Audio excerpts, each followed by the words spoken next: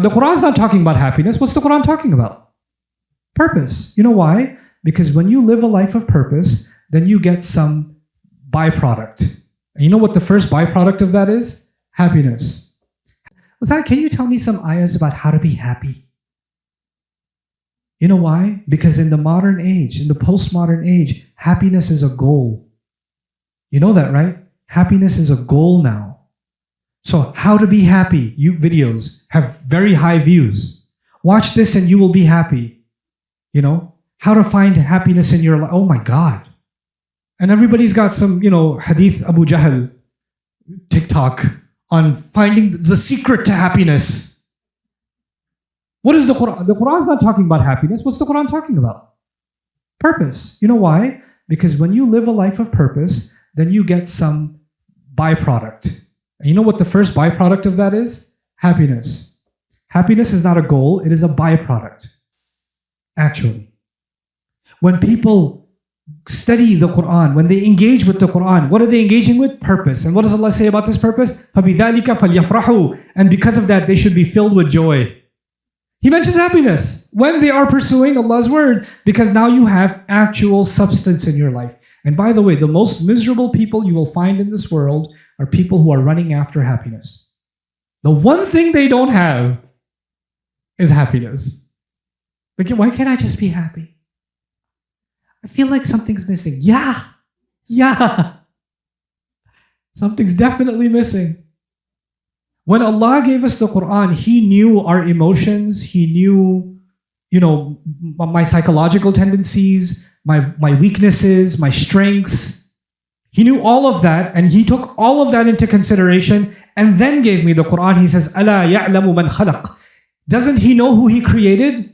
So the Quran is actually taking into consideration. You know how you say, I feel like my mother doesn't understand me. I feel like nobody gets me. I feel like, okay, you know what? Nobody does get you. You know someone who does get you though? Is Allah. And after getting you, He taught you the Quran. Like after getting you. So when you study His word, you're learning from someone who gets you inside and out. He sees from deep within you to the outside. Parts of you that nobody else knows about, He knows about them. He knows them inside and out. And then He gave you this word. Because He knows exactly what you need to hear. When we develop this individualistic attitude, yeah, I know it says it in the Quran, but I have a special situation. I have a different problem. Everybody wants to be different. You know what that is? You want Allah to give you revelation directly for you. Because what Allah gave isn't special enough for you. You're too special for the Quran. This is actually the attitude. Watch out. You don't say it, I'll say it for you. I'll say it for you. This attitude is just masking, very thinly masking one thing. I am too exceptional for the exceptional word of Allah. And that's why I don't come to Allah's book. That's why I don't come to it. I want Allah to answer my questions on my terms. Like Allah owes me an answer. You know where this comes from? This comes from, Siri and Alexa and Google and AI now. They're there to answer whose questions? Your questions. And what do we do with the Quran? Tell me what the Quran says about raising children. Tell me what the Quran says about women. Tell me what the Quran says about this. Tell me what the Quran says about that. Really?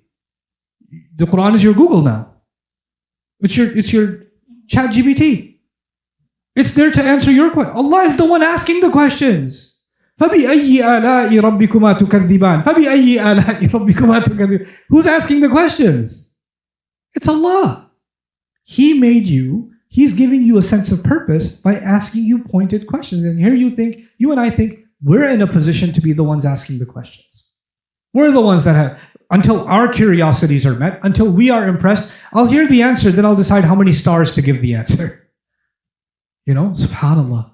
How far we've come. He says He created the human being, and He knows human beings can go very dark ways if they lose sight of guidance. And that's why He gave them the Quran. So now on the one hand, He says, لَقَدْ خَلَقْنَا الْإِنسَانَ فِي أَحْسَنِ تَقْوِيمٍ. Human beings have amazing potential. They were created in the most beautiful form.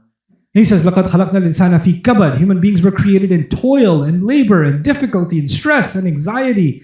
All of that is inside the word kabad. Then he says, خُلِقَ الْإِنسَانُ ضَعِيفًا.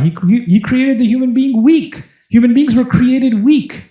So he knows that we're weak. He knows we're stressed. He knows we're under a lot of pressure. Then he talks about men in particular. He says, زُيِّنَ لِلنَّاسِ حُبُّ الشَّهَوَاتِ مِنَ النِّسَاءِ وَالْبَنِينَ. Men were, what was beautified for men was their desire for women and children and piles of wealth, of gold and silver, and then branded horses or horsepower, right?